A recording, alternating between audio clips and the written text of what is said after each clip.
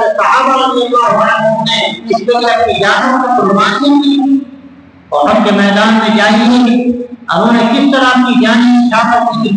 حضرت مولانا علی میاں رحمۃ اللہ علیہ نے ایک مرتبہ میں دو دن کی بات کہی کہ آپ صلی اللہ علیہ وسلم نے بدر کے میدان میں یہ بات کہی تھی کہ اللہ اگر آج یہ مصیبت جماعت ہلاک ہو گئی تو کوئی تیرا نام لینے والا نہیں رہ جائے گا.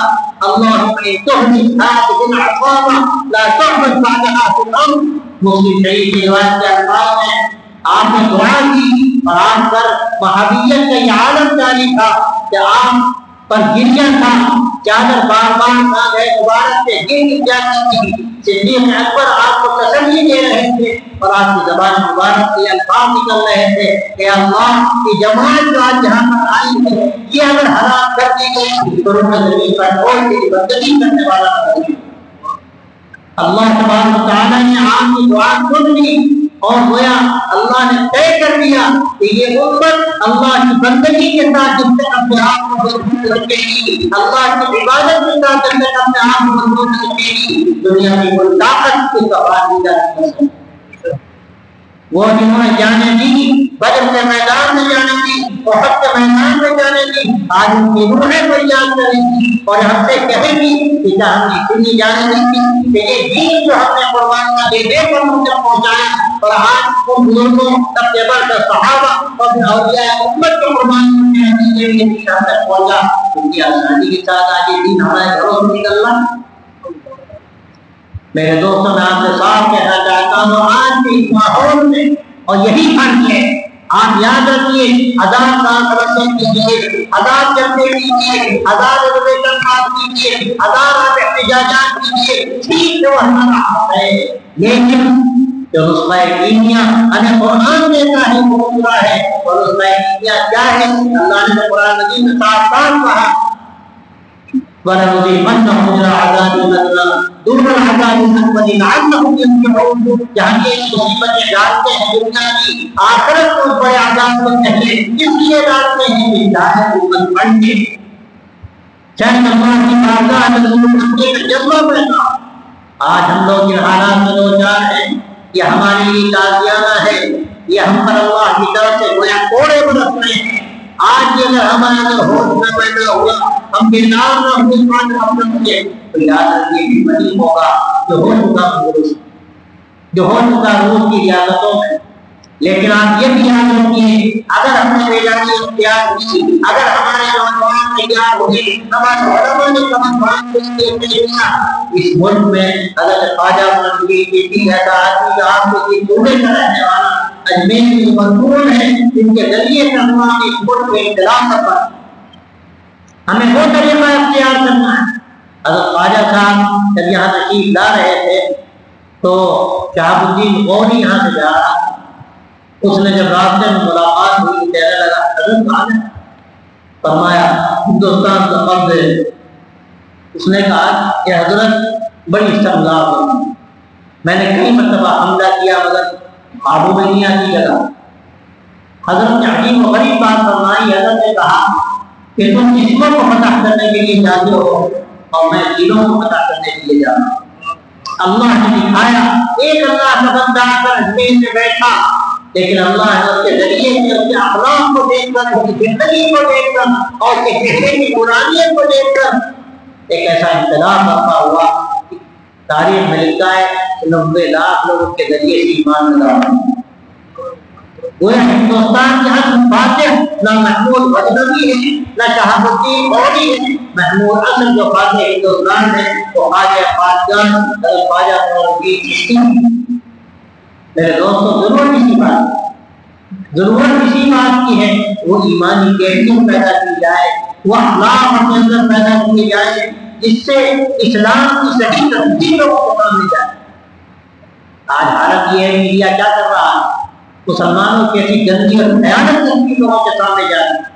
اور میں آپ سے کیا کہوں, جو تصویر جا رہی ہے, ہم کہتے ہیں کہ میڈیا جھوٹ بولتا ہے, ہم کہتے ہیں کہ میڈیا گڑھا کر باتیں پھیلاتا ہے, کیا ہوا ہے, لیکن ایک بات عرض کرتا ہوں کہ میڈیا بات کا بتنگڑ تو بناتا ہے لیکن بات اس کو کہاں ملتی ہے. وہ رائے کا پربت تو بناتا ہے لیکن رائے اس کو کہاں ملتی ہے. کیا ہمارے علاقوں میں، ہمارے محلوں میں، ہمارے شہروں میں ایسی باتیں نہیں پیش آتی کہ لوگوں کو موقع ملے؟ ایسے واقعات تو ہمارے لکھنؤ کے قریب پیش آئے، ایسے واقعات تو میں اخبارات میں دیکھتا ہوں، پورے ملک میں جانے کہاں پیش آتے ہیں۔ سب کچھ گزرنے کے باوجود کہ ہماری نہ عورتیں محفوظ ہیں، نہ ہمارے آنے والی نسلیں محفوظ ہیں، تو ایک قدم آگے بڑھ کے کہتا ہوں ہمارے کاروبار بھی محفوظ ہے، ہمارے بڑے بڑے یہ حویلیاں بھی محفوظ ہیں، بڑی بڑی بلڈنگیں بھی محفوظ ہیں، اور بڑے بڑے ٹاور بھی محفوظ ہیں، لیکن اس کے باوجود کیا ہمارے اوپر کچھ جھوٹ ہوئی؟ کیا ہم سوچتے ہیں کہ جو کچھ ہو رہا ہے اس کا حل کیا؟ میں آپ سے صاف کہتا ہوں اس کا حل قرآن بیان کرتا ہے۔ یہ مصیبت ہے، یہ تاجیانے ہیں، اس لیے ہیں تاکہ ہمارے اندر ایک جذبہ اللہ کی بارگاہ میں لوٹنے کا، اللہ کے سامنے رونے کا، اپنی زندگی کو بدلنے کا، اپنے حالات کو صحیح روپ پر لانے کا، اپنی شادیوں کو صحیح اسلامی بنانے کا، سادگی کے ساتھ شادیاں کرنے کا، وراثت کو اسلام کو مطابق تبدیل کرنے کا، ان باتوں کا آپ معمولی سمجھتے ہیں؟ یاد رکھیے جو حرام بات جاتا ہے پیٹ کے اندر وہ نسلوں میں بربادی لاتا ہے، نسلوں میں بربادی لاتا ہے۔ اگر کوئی وراثت میں اپنی بہن کا حق نہیں دیتا، اپنے بھائی کا حق نہیں دیتا تو حرام کرنا ہے، اللہ دے چکا، اس کے بعد وہ غصب کرنا ہے، وہ چوری کرتا ہے، ڈکیتی کرتا ہے اور حرام کرتا ہے۔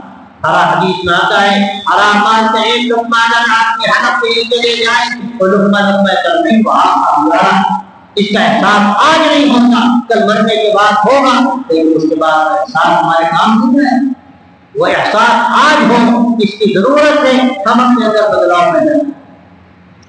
یہ تعزیہ کیوں ہیں؟ یہ مسائل اور یہ ابتلا کیوں ہے؟ اس لیے ہے کہ ہمارے اندر احسان پیدا ہو۔ اللہ کو یہ امت پسند ہے کہ محبوب صلی اللہ علیہ وسلم جو محبوب سے رب العالمین کے اور محبت کی آخری مثال یہ ہے، اللہ کہتا ہے یہ میرے نبی ہیں اور اس نبی کو خطاب کر کے کہتا ہے کہ آپ کہہ دیجیے کہ اگر تم اللہ کو محبت کرتے ہو میری پیروی کرو، میری چاند کرو، اللہ کو محبوب بنا لے۔ اس سے بڑھ کر آپ صلی اللہ علیہ وسلم کا اعزاز کیا ہوگا؟ اللہ یہ کہتا ہے کہ اگر تمہیں مجھ سے محبت ہے میرے نبی کی چاند کرو، اللہ تمہیں صرف واحد نہیں بلکہ محبوب کرو۔ کوئی چاہنے والا کسی سے عشق کرے، کسی سے آخری درجے کی محبت ہو اور وہ اس کو مل جائے، ایسا مل جائے کہ اس کو چاہنے لگے، اس سے بڑھ کر آپ کے لیے کون سی بات ہوگی؟ میرے دوستوں، میرے بھائیوں، یہ اصل غور کرنے کی بات۔ آپ صلی اللہ علیہ وسلم کا مشن، آپ صلی اللہ علیہ وسلم کا پیغام جو آپ نے دیا، ہمیں اس کو اوپر غور کرنے کی ضرورت ہے، ہمیں اپنا جائزہ لینے کی ضرورت ہے۔ آج ہم کن دلدلوں میں دھستے چلے جا، ہم کہاں پھنسے ہوئے، ہماری جان ہونے جا رہے ہیں، ہمارے خلاف سازشیں کی جا رہی ہیں، سب کچھ ہو رہا ہے، لیکن کیا ہم پر ضرورت کی؟ ہم اپنے کاروبار میں، اپنے دنیا کے تعامل میں اس طرح مند ہیں، ہمیں سب کچھ امید ہے، لیکن وہ امانت اور اللہ کی طرف سے سب سے بڑھ کر ہمیں قربان کی، اس کی بنیاد اللہ تبارک و تعالیٰ نے ہمیں دی، جو آخرت کی کامیابی کا راستہ اور عمل آباد کی زندگی کے لیے قربانی کا راستہ ہے، ہمیں اس کا احسان۔ کوئی جا کر آپ سے پوچھے، کوئی جا کر کہے، ہمیں فرصت نہیں، ہمیں بات کرنے کی فرصت نہیں، اور میں آپ سے کیا کہوں، آخری درجے کی بات یہ ہے، چند روز پہلے ایک جماعت گئی ہمارے یو پی میں شہر میں اور تشکیل ہوئی ایک علاقے میں، تو کیا کہتے ہیں وہ لوگ، ہم لوگ آ جائیں گے، شامل ہو جائیں گے، لیکن ابھی ہمارا ایک تہوار ہے، وہ تہوار ہو جائے۔ تب بھائی کون سا تہوار تمہارا؟ تمہارے تو دو تہوار ہیں، ایک عید ہے اور ایک بقرعید ہے، رمضان عبادت کا جشن عام کا ایک موسم ہے، یہ کون سا تمہارا تہوار آ گیا؟ کچھ نہیں، بہنوں سے راکھی جا کے بنوا لی۔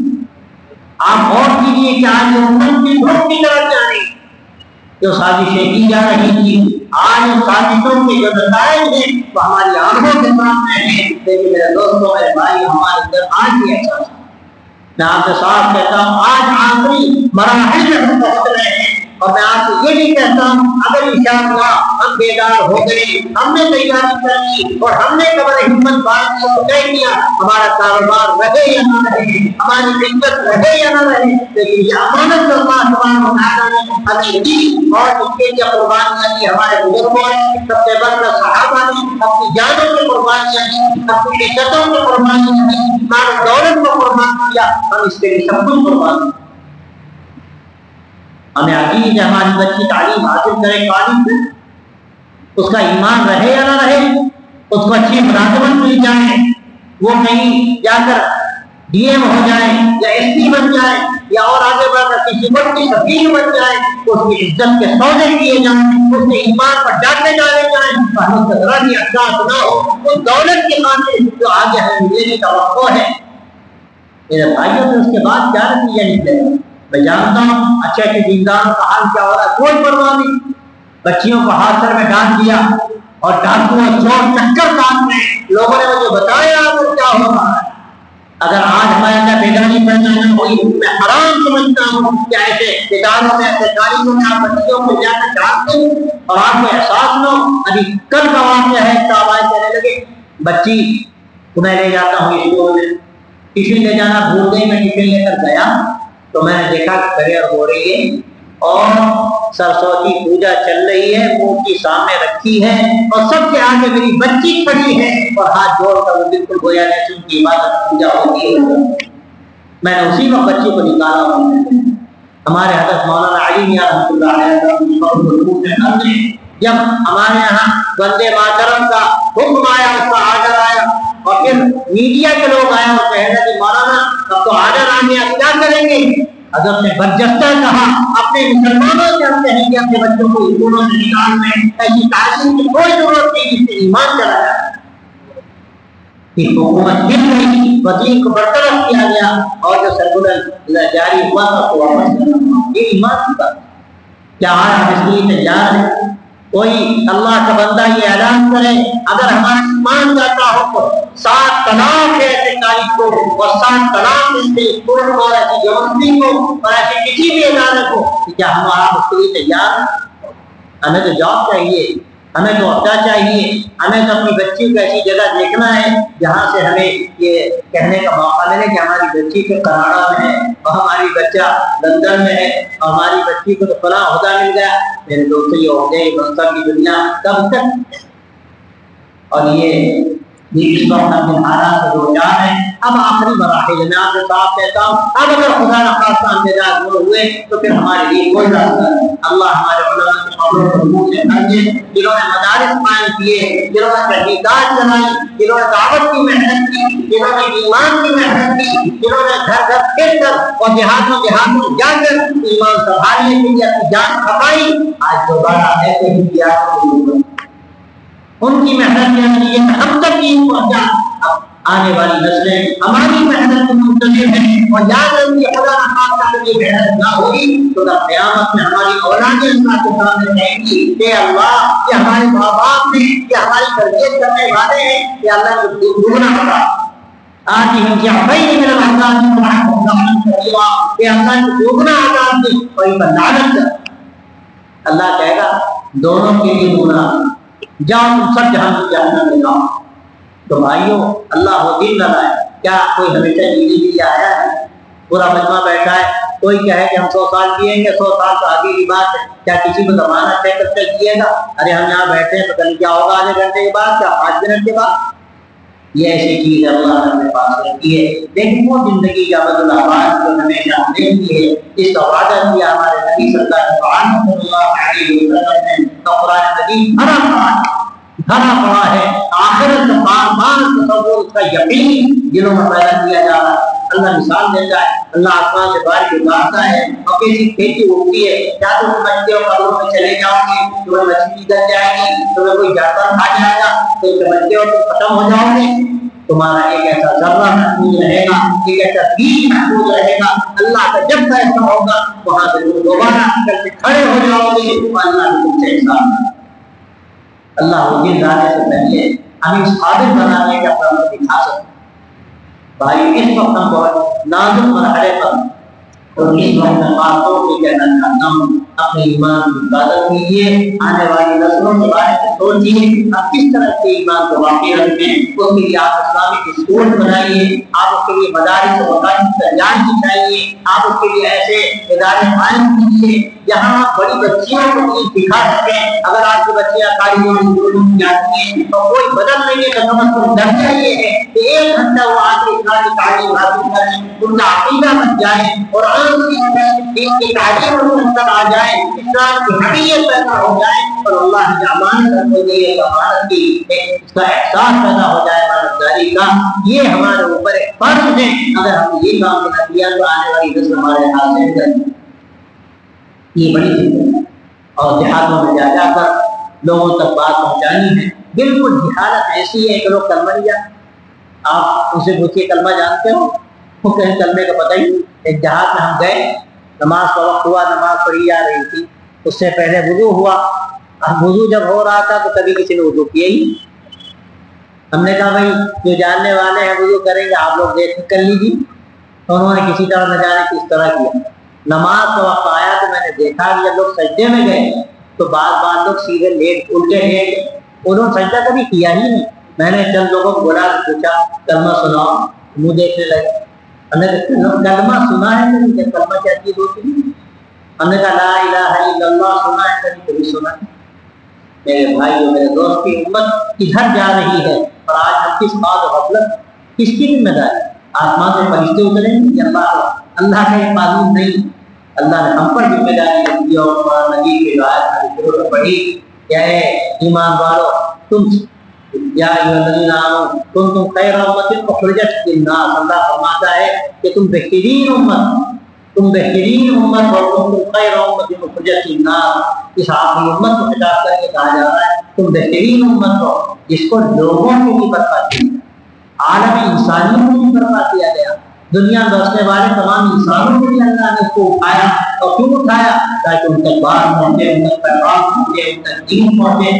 اور یہ لفظ ہے جو الناس ہے اس میں سب شامل، چاہے مسلمان ہو یا مسلمان نہ ہو، جو مسلمان بیچارے اسلام سے ہٹتے چلے جا رہے ہیں ان کو سنبھالنا، ان کو اسلام پر لانا، ان کو اسلام بتانا، ان کو کلمہ سکھانا، نماز روزہ سکھانا، ان کو طہارت کی مشق کرانا، قرآن مجید کی تعلیم ان کو دینا، اسلامی اخلاق سے ان کو آراستہ کرنا، یہ بھی ہماری ذمہ داری ہے۔ اور یہ بھی ہماری ذمہ داری ہے کہ جو بندگان ہونا اپنے پیدا کرنے والے کو نہیں جانتے اور اپنی زندگی میں ایسی بنا لیں اس کو دیکھ کر اللہ کو پہچان سکیں، ہماری زندگی کو دیکھ کر اللہ کو پہچان سکیں، ہمارے اخلاق کو دیکھ کر اللہ کو پہچان سکیں، کم از کم بن جائے۔ اور خدا نخواستہ اگر ہم نے یہ نہ کیا تو نہ ہم بچیں گے نہ وہ بچیں گے، نہ ہم بچیں گے نہ وہ بچیں گے۔ جب سیلاب آتا ہے تو یہ نہیں دیکھتا کس کا ہے، وہ تو حضر میں داخل ہو جاتا ہے۔ اور حدیث میں آتا ہے کہ اگر برائیاں پھیلتی ہیں اور برائیوں سے نہیں روکا جاتا اور اللہ کی طرف سے عذاب آتا ہے تو جو بھی لوگ وہاں اچھے ہوں یا برے ہوں عذاب کا سب ٹھکانا، کوئی نہیں بچے۔ تو آج کے اس ماحول میں جو آپ دیکھ رہے ہیں، ہم نے اگر کوشش کی، ہم نے اس کے لیے ارادہ کی، اپنی زندگی کو بہتر بنایا، عالم انسانیت کے لیے اپنی زندگی کو ہم نے پیش کیا، کچھ قربانی کے ساتھ، کچھ ارادوں کے ساتھ اللہ کی طرف سے راستے جڑیں گے۔ اور بار بار ذکر آیا بیان انسانیت کا، حقیقت بھی بیان انسانیت کیا ہے؟ یہ تو راستہ بنانے کا کام ہے، بات کہی گئی راستہ بنانے کا کام، یہ گویا کہ احسان قائم کرنے کا کام، کوئی الگ کام نہیں۔ صحیح اسلامی اخلاق پیدا کرنا، صحیح اسلامی اخلاق کے ساتھ دنیا کے سامنے آنا، تاکہ میڈیا جو کچھ کہہ رہا ہے دنیا دیکھے کہ وہ کس قدر جھوٹ بولتا ہے، مسلمان کیسے ہوتے ہیں۔ ایسے واقعات پیش آئے بنارس میں، وارانسی کو کہتے ہیں آپ، ہمارے وزیر اعظم صاحب کی جگہ انتخاب کی، وہاں بیان انسانیت کی ٹیم ہاسپٹل گئی سب سے پہلے، اتفاق سے جو پہلا وارڈ تھا وہ جلندھاری اور کئی وہاں پر ایسے ہی لوگ تھے۔ تو جیسے ہی داڑھی ٹوپی والے داخل ہوئے ایک دم سے بولا آپ کہاں ہیں، آپ نے یہاں کیا کام؟ اور کہا نہیں ہم آپ سے ملنے کے لیے آئے، آپ سے پیسے پوچھنے کے لیے آئے۔ کبھی نہیں آئے، آج کہاں چھوٹ گئی آپ کو؟ کہ نہیں ہم سے غلطی، ہم نے دیکھ تو ہماری ذمہ داری۔ اب غور کیجیے اگر ان جملوں سے ہم بفر جاتے ہیں، کیا بیکار کی باتیں کرتے ہیں آپ، یہ جو اسلام سکھاتا ہے ہمیں، جائیے ہم نے بہت دیکھا ہے اسلام، ایسا نہیں ہوا۔ جب اس نے سب بات کہی جنہوں نے کہا ہاں ہم سے غلطی، ہمیں تو پہلے آنا چاہیے. ایک دم دل نصیب گیا اس کا اچھی ٹھیک آئی. اب گئے کچھ دو چار محبت کے میٹھے بول بولے بھائی ہم سب اسی ملک کے ہیں, سب ایک ماں باپ کی سنتان ہیں, ایک دوسرے کے دکھ درد میں شریک ہونا چاہیے. ہمارے نبی یہ بھی ہمیں سکھایا کہ سب کی خدمت کی جائے, سب کی سیوا کی جائے. ہمیں کہا گیا کہ انسان کو تم بھوک کو کھانا کھلاؤ.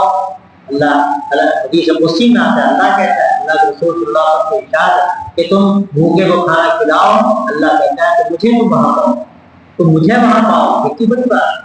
اور یہ نہیں کہا گیا کہ کون بھوکا, مسلمان یا غیر مسلم, کون انسان بھوکا. انسان تو سب اللہ کے بندے ہیں نا, ان کی خدمت کرو گے اللہ کی معرفت حاصل. ان سے جب یہ باتیں کی گئی بہت خوش ہوئے. کیا پہلی مرتبہ ہم نے دیکھا کہ دائی ٹوپے والے کام کرتے ہیں, اور بھی اس طرح کے خود سے ہمارے لکھنؤ میں تماشا ہوا. ابھی جو پہلے وزیر داخلہ تھے تو وزیر دفاع, ان کا بیٹا آیا اور ان کا ہاسپٹل میں وزٹ کا چل رہا تھا, اور ایک صاحب پگڑی باندھی تھی. وہ بفرا یہ کہاں سے ملا یہاں کام کر رہے تھے. تو جو ڈائریکٹر تھے متاثر میں بہت اچھا کام کرتے ہیں, ایسے بہت فائدہ ہوا. بلایا اس نے اور انہوں نے کہا وہ جانتا نہیں, نے کہا آپ کو چائے دیں. نہیں چائے نہ دیں, ہم پوچھنا چاہتے ہیں آپ کیسے کریں. نہیں کچھ نہیں, تو آپ بھائی ہیں, ہم پر ذمہ داری ہے, ہم سب کی خبر گیری کرتے ہیں, لوگوں کو کام آئے. اس کا اثر پڑا ہوتا کہ آپ ہمیں بھی شریک کیجیے اس کا. آپ غور کیجیے, آپ تھوڑا سا قدم بڑھائیے. جو اللہ کہتا میں قدم بڑھاؤں, جو قدم آئیں گے تم چل کر آؤ, دوڑ کر آئیں. واقع ہم نے کبھی محنت نہیں کی. تو لوگ بھائی اس کے لیے تھوڑا سا ارادہ کر لیں, انشاءاللہ ہمیں میدان عمل میں آنا ہے. ایک بات بنیادی یہ ہے کہ اپنے ایمان کی حفاظت, سب سے بنیادی اپنے آنے والی نسلوں کی ایمان کی حفاظت. اس کے لیے دینی تعلیم کا انتظام, اس کے لیے ایسے اسکولوں کا قیام, ایسے اداروں کا قیام جہاں ان کے ایمان کو بچایا جا سکے. لیکن سب کام ہے فیصد بچے کہاں جا رہے ہیں, اسکولوں میں جا رہے ہیں, اور کہاں جا رہے ہیں, غیروں کی اسکولوں میں جا رہے ہیں. یہاں پریئر سے کھلا شرک اب کرایا جا رہا ہے. پہلے تو موہوم باتیں تھیں, اب وہ حقائق. ہمیں 100% اپنے بچوں کو اپنے اسکولوں میں پڑھانا ہے, اور ایسے اسکولوں کا قیام فرض ہے, فرض ہے. اہل سرور کے فرض ہے کہ اسکول بنائیں, اہل علم پر فرض ہے کہ اسکول چلائیں, اور جو لوگ فکر مندی کے ساتھ آگے بڑھ سکیں پڑھیں. اگر وہ اس فریضے کو انجام دیں گے اللہ آپ کی حفاظت کرے, اور اگر آپ یہ کام نہیں کریں گے تو پھر یاد رکھیے اللہ کا کسی سے رشتہ نہیں. اللہ تو جو کرے گا اس کو ملے گا. والذین جاہدوا فینا لنہدینہم سبلنا, اللہ کا کہتا ہے تو ہمارے راستے میں ہمارے لیے جانے کا پائیں گے, ہم ان کے لیے راستہ کھول دیں گے. اس لیے ہم یہاں سے طے کر کے جائیں. اولاً اپنے ایمان کی حفاظت, نمازوں کا اہتمام, اللہ سے تعلق مضبوط کرنے کی کوشش, اور اپنے آنے والی نسلوں کی حفاظت, ان کے ایمان کی حفاظت, اپنی بچیوں کے بارے میں فکر مندی. کیسی غلطی ہم تو ہوتی, آسانی سے موبائل دے دیتے جو جاؤ کرو. ابھی چاری بار مرتبہ میں نے محسوس کیا بچیاں سادہ لو ہو, اب وہ موبائل دیکھ رہی ہیں, دیکھتے دیکھتے کسی سے کوئی تعلق ہو گیا. واقعہ پیشہ 4 بچیاں بھاگ گئی, کوشش ہوئی, 3 واپس آ گئی. ایک دیندار گھرانے کی اسے پوچھا گیا تو اس نے یہی کہا ہم کو موبائل دیا گیا, ہم دیکھتے تھے, دیکھتے دیکھتے ایک سے تعلق سا کچھ ہو گیا, بات آگے بڑھی. اس نے کہا تھوڑا جگہ آ کے میرے میں چلی گئی, میں نہیں سمجھی کیا ہونا ہے, لیکن میں بات جانے کے بعد بہت ڈری اور مجھے خیال آیا اور میں واپس آ گئی. لیکن آپ غور کیجیے کہ اس کا اصل بنیادی سبب کیا بنا. ہمیں بہت کچھ یاد رکھنے کی ضرورت ہے. ابھی تو اب سوشل میڈیا پر ایسی ایسی باتیں آ رہی ہیں, جادو ہو رہا ہے, ذہنوں کو مست کیا جا رہا ہے, بازاروں میں ایسی چیزیں کھلائی جا رہی ہیں جس سے ایمان میں منقل. آدمی حرام کھائے گا, آخری درجے کی غلیظ چیزیں کھائے گا, اس کے بعد کیا ایمان رہ جائے, ایمان کی اہمیت نکل جائے گی دنوں. اس لیے غذا میں بھی احتیاط کی جائے, حرام مال سے بچا جائے, اور بچیوں کی فکر کی جائے, بچوں کی بھی فکر کی جائے. اسکولوں کو قائم کیا جائے, ایسے انسٹیٹیوٹ بنایا جائے جہاں ہماری بچیاں ایک گھر سے آ کر تعلیم حاصل کریں, ان کا ایمان بچ جائے, ان کا قرآن درست ہو جائے, ان کو مسائل معلوم ہو جائے دنیا کے. یہ میرے دوست ہماری بہت بڑی ہے, اور اگر ہم نے یہ نہ کیا تو ہماری بربادی. اور دوسرا کام یہ ہے کہ ہمیں اخلاق سے بتانا ہے کہ اسلام, اپنے اخلاق سے ثابت کرنا ہے کہ اسلام کیا ہے. اور اس کی مثالیں ہمارے سامنے, دسیوں مثالیں. میں خواجہ صاحب کے ساتھ میں آپ کو کیسی تبدیلی پیدا ہوئی, اور ایسے کتنے واقعات ہیں کہ امانت داری سے, سچائی سے انقلاب آیا ہے. آج صبح ہی واقعہ سنا رہا تھا, حضرت الیاس صاحب کاندھلی رحمۃ اللہ علیہ کے بزرگ تھے مولانا محمود بخش، ان کا قصہ ہے کہ وہاں ایک زمین چیز کا جھگڑا تھا، ہندو کہتے تھے مندر کی جگہ ہے، مسلمان کہتے تھے مندر کی جگہ، پرانا جھگڑا تھا انگریزوں کا زمانہ۔ جج نے کہا، انگریز تھا وہ لیکن بیان میں حقیقت پسندی کی ہوتی تھی کہ بھائی تم دونوں کسی کو طے کر دو، جو آدھا گواہی دے دے اس کے مطابق فیصلہ ہو جائے، جھگڑا ختم۔ تو مسلمانوں نے مولانا محمود بخش کا نام پیش کیا کہ بڑے مالدار آدمی، ہندوؤں نے کہا وہ ہیں تو ان کو تو ہم جانتے ہیں، وہ کبھی جھوٹ نہیں بولتے، ٹھیک ہے۔ مسلمان خوش ہوئے کہ مسلمان کیا کوئی فیصلہ ایسا بھی کر سکتا ہے کہ کوئی دوسری بات کہے کہ یہ مندر کی جگہ۔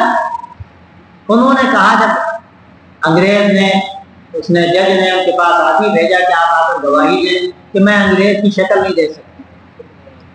اس نے کہا کہ آپ شکل دیکھیے نہ دیکھیے، گواہی دے دیجیے، منہ پھیر کے کھڑے ہو جائیں گے۔ وہ آئے، منہ پھیر کے کھڑے ہو گئے اور انہوں نے آ کر عجیب بات کہی، میں بوڑھا ہو گیا، میں جانتا ہوں کہ جگہ مندر کی ہے، مسجد والے کام جھگڑا کرنے لگے۔ تو ایک شور ہوا عدالت میں، جج نے عجیب بات کہی، وہ بولا کہ مسلمان ہار گئے لیکن اسلام جیت گیا، مسلمان ہار گئے لیکن اسلام جیت گیا۔ آپ غور کیجیے اس کا نتیجہ کیا نکلا، کتنے اس میں ایسے تھے اللہ کے بندے جن کو اللہ نے جانی ہدایت عطا۔ اسی بات کو سن کر کے مسلمان ہو کر سچی بات کہہ رہا، وہ چاہتا تو کہہ دیتا کہ مسجد کی جگہ ہے اسی کو مل جاتی، اس کو تو اسی لیے طرف کیا گیا، لیکن سچی بات کے لیے ایسا مذہب ہے جو سچ تھا۔ میرے بھائیوں، ایسے کتنے واقعات ہیں، آپ ایسے اخلاق دیکھیے۔ پرانا ایک واقعہ اور یاد آیا، میں عرض کرتا ہوں، بات مکمل کروں گا۔ پرانی بات ہے، ایک مارکیٹ تھا، اس میں مسلمانوں کی دکانیں تھی، دارالاسلام تھا، زیادہ مسلمان تھے، کچھ یہودی بھی۔ ایک دکان یہودی کی، ایک یہودی غلہ لینے کے لیے آیا، غلے کی دکان ہے۔ تو جب مسلمان کے پاس آیا تو کہا دیکھو یہ فلاں دکان ہے یہودی کی، وہاں سے لینا چاہتے۔ اس نے کہا آپ کیا دینا نہیں چاہتے؟ کیا نہیں، اسی بات نہیں، وہاں سے لے لو۔ تو اندازہ ہوا کہ اس کو بدگمانی ہو۔ تو مسلمان نے کہا کہ ایسا نہیں، ہم دینا نہیں چاہ رہے، دے سکتے ہیں، لیکن یہ بیچارہ صبح سے بیٹھا ہے، اس کی بجلی یہ خالی ہاتھ جائے، وہاں سے لے لو گے اس کو بھی کچھ مل جائے گا، اس لیے میں کہہ رہا ہوں کوئی مسئلہ نہیں۔ بس وہ گیا وہاں پہ غلہ لیا، اس نے پھر آیا، اس کے بعد کھڑا ہو گیا، اس سے مجھے کیا بات ہے، غلہ نہیں ملا، نہیں مل گیا، وہاں سے غلہ تو میں نے لے لیا، لیکن آپ کے پاس ایمان کی دولت دینے کے لیے جو اسلام اخلاق کی ایسی باریکیاں بتاتا ہو تو کیسا دین ہوگا۔ میرے بھائیوں میرے دوستوں، اسی کی ضرورت۔ ہم سفر کرتے ہیں بسوں میں، جوان ہیں بیٹھے ہیں، بوڑھا کھڑا ہے، عورت کھڑی ہے، اٹھنے کی توفیق نہیں ہوتی۔ اللہ کے بندے اٹھ جاؤ، اس سے تو آپ بیٹھ جائیں، آپ بوڑھے ہیں، آپ چائے منگاتے ہو، آپ کے سامنے کوئی بیٹھا ہے، اس نے بھی چائے منگائی، آپ کی پہلے آ گئی چائے، آپ لے لیجیے، پہلے آپ لے لیجیے، پھر ہم پی لیں گے، کوئی مسئلہ نہیں۔ ہم نکال رہے ہیں کھانے کے لیے، خیر تو بڑے احتیاط لوگ کرتے ہیں کھانے پینے میں، لیکن اگر پیٹ مال ہے تو کبھی لے بھی لیتے ہیں۔ اس کے بھی عجیب قصے ہیں۔ حضرت مولانا علی میاں رحمۃ اللہ علیہ کا واقعہ بھی میں سنا دوں، اگرچہ میں نے کہا کہ آخری بات سنانا نہیں، مجھے واقعہ یاد آیا، اور وہ عجیب غریب واقعہ ہے کہ ایک مرتبہ لکھنؤ سے سہارنپور جا رہے تھے، شیخ الحدیث مولانا محمد زکریا کاندھلی رحمۃ اللہ علیہ کے نا، اور معاذ اللہ کافوز رضی ان کے ساتھ تھے، جو بڑے عالم گجرات کے فیضاب نام صلی اللہ علیہ انتقال ہوا، بڑے علماء۔ انہوں نے مجھے 3 بار یہ قصہ سنایا کہ میں نوجوان تھا، مولانا ڈھیر عمر کے تھے، جب ہم لوگ چلے، ایک کوفے میں 4 سیٹیں تھیں، نیچے کی مولانا کی، اوپر کی میری، سامنے 2 سیٹیں 2 نوجوانوں کی تھی، ہندو تھے، اور ان میں ایک اسمبلی کے ممبر بھی۔ تو مولانا نے بات چھیڑی، انسانیت کی، محبت کی باتیں بڑی اچھی اچھی ہو رہی۔ جب رات کو سونے کا وقت آیا، بوڑھی خاتون بغل سے آئی اور کہنے لگی کہ بھائی میری سیٹ اوپر کی ہے اور نیچے 2 ہیں، وہ دونوں سینئر سٹیزن ہیں، میں ان سے ریکویسٹ نہیں کر سکتی، اگر آپ نے تو مجھے نیچے کی سیٹ دے دے تو میں سو جاؤں گی، ورنہ میں تو رات کو بیٹھی رہوں گی، اوپر تو میں چڑھ ہی نہیں سکتی۔ وہ دونوں نوجوان ہندو، آنے والی عورت کی لگدھاری، مگر دونوں بیٹھے، کوئی بولا ہی۔ وہ جب مایوس ہو کے جانے لگی تو مولانا نے کہا بہن فکر نہ کرو، یہ میری نیچے کی سیٹ تو آگے نہ سو جاؤں۔ اس پر ایک کوٹ لگی، یہ دونوں بیٹھے بولتے ہیں یہ شہروانی میں اور بڑھاپے کی منزل کو پہنچنے والا انسان جو مجھے جگہ دے رہا، اس پر ایک اثر پڑا تو مسلمان کیسے ہوتے ہیں۔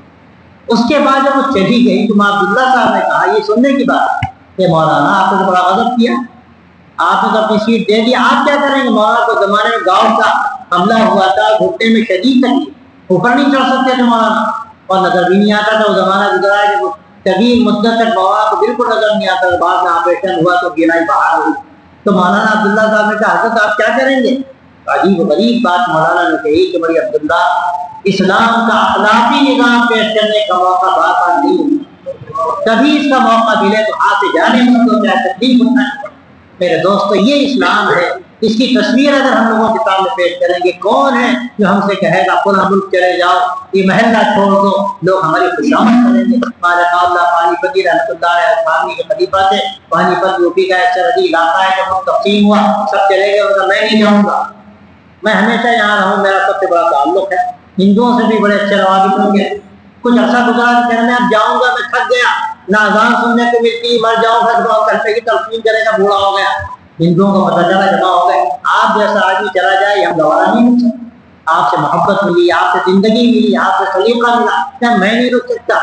اذان کو سننے کو کام کر گئے، سب تو چلے گئے، اور مروں گا تو کون کرنے کی تلقین کرے گا، کون جنازہ پڑھائے گا، اب نہیں رک۔ تو کہنے لگے کہ آپ جیسا آدمی ہم گوا دیں گے، نہیں ہو سکتا، ہم آپ کے لیے مسجد بنائیں گے، مسلمانوں کو لا کر آباد کریں گے، لیکن آپ کو جانے نہیں۔ یہ اخلاق بنتا ہے، اسی لیے ضرورت میں ایمان اور اخلاق، یہ دو ایسے شہپر ہیں، انشاءاللہ اگر ان دو چیزوں کا ہم نے اختیار کر لیا، آپ کبھی ناکام نہیں ہو سکتے، اور دنیا کی بڑی سے بڑی کوئی بھی طاقت ہو آپ کو مقابلہ نہیں کر سکتی۔ یہی صحابہ نے دو بنیادی ان کے شہپر سے جن کو دیکھا وہ دنیا میں ہوئے اور اللہ نے ان کے ذریعے انعام کیا۔ آج وہ کسی بات کی ہے، ان دو باتوں کو انشاءاللہ ہم نے اگر اختیار کر لیا، حالات بہتر ہوں گے، ہماری زندگی بدلے گی، لوگوں کو راستہ ملے گا، ان کی امانت انشاءاللہ ہم جب پہنچانے والے بنیں گے اور اس امانت میں ہم قائم نہیں ہوں گے، اللہ تعالیٰ کے ہمارے لیے ایسے راستے کھولے گا جس کا ہم تصور بھی نہیں کر سکتے۔ اللہ تبارک و تعالیٰ آپ کے حاضری کو قبول فرمائے، ہمارے اندر اللہ تعالیٰ حقائق کو پیدا فرمائے، آپ یہاں سے پیغام دے کر جائیں، اس کی ایک عام فضا بنائیں، گھروں میں اس کو چلائیں، اپنی مسجدوں میں ان باتوں کا عام کریں۔ اگر مسلمان میں جذبہ پیدا ہو گیا ایمان کی حفاظت کا، اخلاق کی بلندی کا، انشاءاللہ آپ دیکھیں کس طرح حالات بدلتے ہیں۔ اللہ تعالیٰ ہم سب کو توفیق دے، اپنی رضا کے لیے ہمیں قبول فرمائے، ایمان پر ہمیں باقی رکھے اور ایمان پر ہم سب کو خاتمہ نصیب فرمائے۔ وآخر دعوانا الحمدللہ رب العالمین۔